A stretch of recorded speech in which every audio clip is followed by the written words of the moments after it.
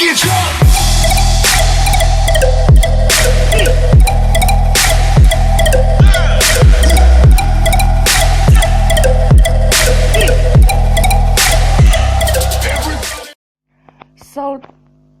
Salutare lumea, eu sunt Astronautic HD și asta e al doilea meu video din prima mea serie de Minecraft sau Five Nights at Freddy.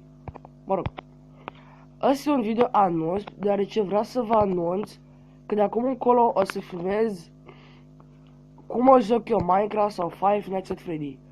Acum, nu o să mai o lungesc, deoarece mi se îmi crește mobilzelul, pot să filmez doar 2 minute, a zis, what the fuck.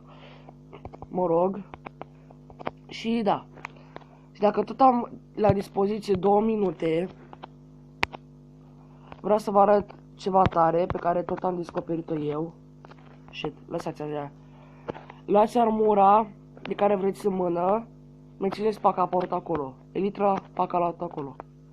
Paca acolo, paca acolo. Bun, cred că aici o să închid episodul. Vă mulțumesc pentru atenția acordată și nu uitați să dați like și share, atâta îmi doresc.